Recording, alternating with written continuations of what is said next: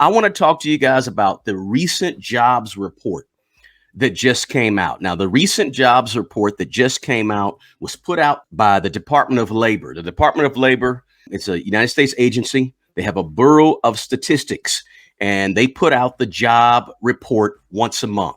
And today they put out the December 2022 jobs report.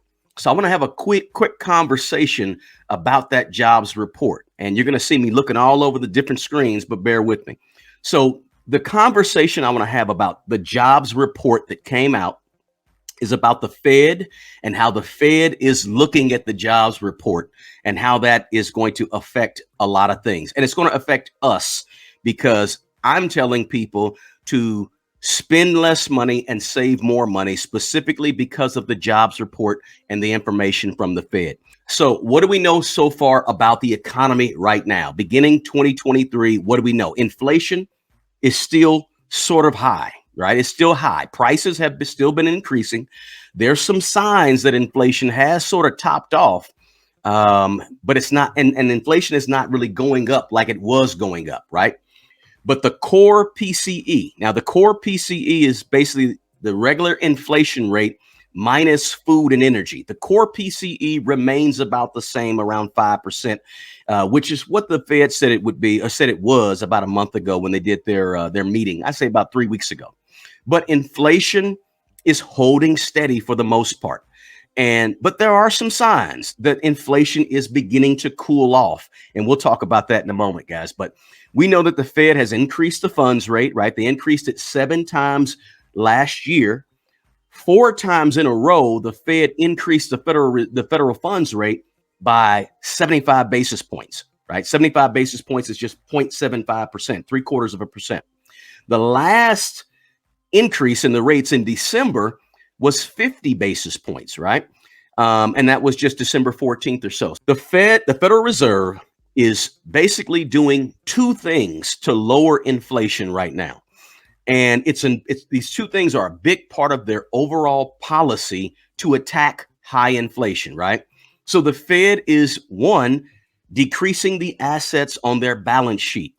So yes, the Federal Reserve has a balance sheet with assets on one side and liabilities on the other side, just like a business. The Fed is a business, right? The Fed is not a federal government agency. It's connected to the federal government agencies, kind of like a pseudo agency, but it's not. It's a business. They have a balance sheet and they buy assets. They were doing something called quantitative easing, especially they picked it up big time around the pandemic. Now, what QE is, they call it QE. QE, quantitative easing, is basically where they're adding money. During the pandemic, things kind of shut down, right? So the government had to, the Federal Reserve, not the government, the Federal Reserve had to go and infuse money into the economy. They infused hundreds and hundreds of billions of dollars into the economy to sort of keep things working and balanced. This is what they say, working and balanced during the pandemic. So they were flooding the markets with money during the pandemic. Now, I'm not going to go into their balance sheet too much. That's a larger scope than what I want to talk about here. But just remember, the Fed, that's the first thing the Fed is doing, is they're trying to reduce their asset side on their balance sheet. The second thing that the Fed is doing is the Fed is trying to obviously raise interest rates, right? They want to raise interest rates to discourage people from borrowing money so that prices will ultimately come down and inflation will ultimately come down to their 2% target. They're targeting 2%. So the Fed is increasing the federal funds rate. Now, the Fed's increase in the federal funds rate affects short-term loans. And the federal funds rate, just to be clear about that, the federal funds rate is basically what banks charge one another when the end of the day happens and they have to exchange money, loan money from each other overnight. They charge each other a rate, a federal funds rate, and that rate gets passed down to us as a for short-term loans that we want to take out. So banks have to turn around and charge us more for a higher interest, so to speak. But also keep in mind, obviously, that the mortgage rates are somewhat affected. There's the 10-year Treasury And that has an effect on the mortgage rates as well as the Fed's increasing of the interest rates, the federal funds rate. So 10-year Treasury has also helped raise mortgage rates. Mortgage rates, we know, doubled in 2022, right? January 2022, I think mortgage rates for a 30-year fixed mortgage was right around 3%.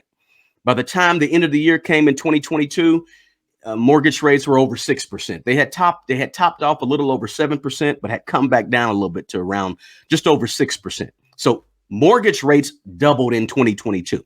And of course, that affected the housing market, right? We saw sales for homes plummet and drop tremendously. I think sales for homes went down 9 or 10 straight months in a row in 2022, if memory serves me. So people don't want to leave their 3% mortgages for these new 6% mortgages, right? So the Fed is using that to say, hey, let's slow down the spending. When money gets more expensive to borrow, a lot of people don't go borrow more expensive money, right? For housing, et cetera. For loans, I don't want to trade in my 3% mortgage on my 30-year fixed for a 7% mortgage or a 6% mortgage on a 30-year fixed. No way. So the Fed does that to discourage people from spending. So two things the Fed does, right? Lowering the balance sheet, and they're trying to raise rates, right? Now, here's the issue. Raising the rates have affected housing, but the one place that it hasn't really affected, like the Federal Reserve thought it would, is the jobs market. So the Fed needs the jobs and the labor market to what they call soften up. And they want it to soften up. Soften up just means basically they need to see higher unemployment, right? So if the Fed sees higher unemployment, the Fed is going to feel a little bit better. They're not going to come out and say, we want people to lose their jobs. The Fed just doesn't do that, right?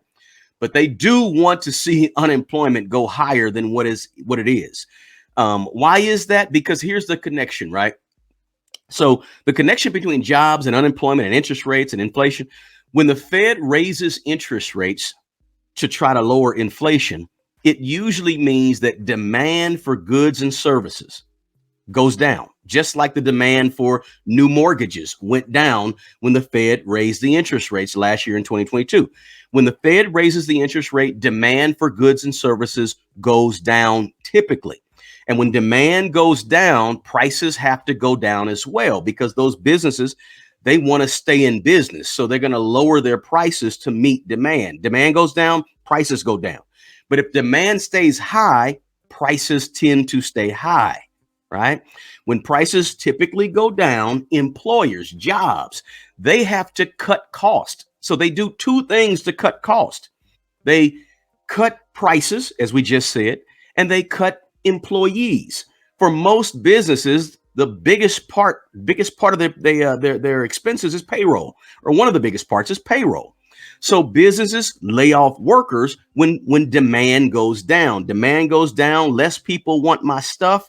Now I have to cut prices and lay off people. That's the whole connection between jobs and interest rates. Okay. So it's not happening right now, right? That's what typically happens, but it's not happening right now. And the Fed is scratching their head and saying, okay, cool. Because of that, we're going to keep raising the interest rates higher and higher until it has an effect on jobs, like we want it to have an effect on jobs, right? So it's coming. And so the jobs report came out, and here's what it showed. It showed about three things that are important, but two really, really important things was on the jobs report. Non-farm jobs, that means jobs that are not agricultural, non-farm jobs increased by 223,000. 223,000 more non-farm jobs in December. Now, non-farm jobs basically means jobs that are, okay, they take out agricultural jobs out of that statistic because agricultural jobs are usually seasonal or they're usually temporary jobs. So they remove agricultural jobs to get a better, more accurate, number. They talk about agricultural jobs too on the jobs market, but it's later on. But 223,000 new jobs added that were non-farm jobs in December to the American economy. Now, for reference for that, in I think October, November, I think the economy added 260,000 new jobs and 263,000 new jobs. So 223 new jobs is still a lot. In other words, it's telling us that the job market in America is still strong, right? So we're still adding plenty of jobs to the economy. That's the first important thing that came out on the jobs report. Now, keep in mind, that's a problem for inflation. When you're adding so many new jobs, that's a problem for, when I say a problem, it means it doesn't really do anything to bring inflation down a whole lot when you're adding a whole bunch of jobs to the economy. So the second thing that was revealed on the jobs report is that the unemployment rate fell again down to 3.5%. Unemployment was, for the last 2 months, in October and November of 2022, unemployment was 3.7%. It dropped in December to 3.5%. Now, listen, 3.5% inflation is probably, not probably, it is, I think I read earlier, it is the lowest in unemployment rate in the last 50 years or so. That means everybody's working. When everybody's working sounds good, right? Feels good, sounds good, looks really good. Everybody has a job. Yay, right? But what happens is when everybody has a job and everybody is working, everybody has money. Everybody is buying. Everybody can put money back into the economy. Everybody can purchase. And when everybody can purchase, that means demand stays high. And when demand stays high, prices can't come down. If I own a business selling hats, and I'm selling hats, and I sell these hats on my head for $50. If I sell these hats for $50 and the demand for hats is really, really strong, everybody wants my hat, I'm not going to decrease the price of my hat to $40, right? If anything, I'm going to slightly raise my hat to $51. So the demand, when the demand is high, prices stay high. That's the problem. That's the balancing act. So it's sort of, what's happening now is sort of defying what normally happens in an economy, right? When interest rates go up high, which they're not really high right now, right? For example, mortgage rates around 6% is not super high. When mortgage rates get to 9 and 10%, that's high. But 6%, but what happens normally is interest rates go up, people start losing their jobs because people stop spending. But what's happening now is interest rates have gone up. Labor market has stayed great and strong and everybody's working. So the prices aren't coming down because the demand is still there for a lot of things. So the unemployment rate should be going up when interest rates go up, but that's not happening. So the Fed wants the unemployment rate to go up and it's not going up. Again, they're not going to come out and tell you this, but this is what they want because it means that inflation is going down. So the Fed's going to continue. This is what comes out of that. The Fed is going to continue to increase interest rates. They're going to keep hiking up the interest rates. It's not going to stop. You're going to see another 0.5 or 50 basis points increase soon. Then you'll see another 50 basis points increase soon. They're going to keep putting the pressure on. The Fed has already come out and said they're going to keep raising the rates until they see what they call a softening of the job market. They got all these words, but softening of the job market basically means unemployment going up. So the third thing that was a good thing actually that came out of the jobs report was that the wage growth was a little bit below what they thought it would be. Now, the wage growth is basically the rise in the wages that's adjusted for inflation. So wage growth in December 2022 showed an average hourly earnings going up at 4.6% when they thought it was going to go up around 5%. So wage growth, here's why wage growth is important, because the Fed doesn't want wages to increase too much too soon. When wages go up too fast, what do you think happens when people have more money in their pocket? They spend more money, right? If your wages went from $1,000 a month per se, right? $1,000 a month, I'm just using a round number, to $1,100 a month, the Fed knows that you're going to spend that money, that extra money. And if you spend that extra money, again, that keeps demand high for goods and services and products. So the Fed doesn't want the wage rates to go up too soon, too fast. They want them to go up commensurate with 2% inflation, right? They don't want the wage rates to say, boom, up here. Anyway, you get what I'm saying? So the slower wages go up, that's a good thing. And it's a good indicator for the Fed that unemployment, may ultimately be, increasing at some point soon. So What does all this mean? The first thing it means is this: we need to be paying attention to what's going on. We don't need to have our head buried into so much entertainment, so much what's the new this, or what's going on this TV show on Netflix. All that stuff is cool. It's okay to watch all that stuff and have fun, but pay attention to what's going on in the economy, because that affects money, and money is how you buy food, and money is how you pay rent and pay mortgage, and money is how you put clothes on your back. So we should be paying attention to the money and what is happening with the money. Whether you like the Fed, whether you don't like the Fed, whether you like capitalism, whether you don't like capitalism, whether you like the powers that be, or whether you don't like none of that, it matters. That stuff don't matter. What matters is what they're doing, and we need to be focused on that, right? Pay close attention to it. Second thing is why this is important is we want to understand why the Fed is doing what they're doing, and kind of get a feel for it, because it helps us maybe plan out what we're going to do. Now, if the Fed is saying they're going to keep raising rates and keep raising rates, and the job market looks and feels good right now, there's a very good chance that ultimately the job market won't look good. The job market may turn. You're going to see 4.5% in unemployment, 5%, 6%, 7%. So guess what? Because of that, you might want to start saving some money, making sure you have an emergency plan, making sure you have money to the side just in case your job ends up being one of them that's, that downsizes because there's no more demand for this, wherever you work.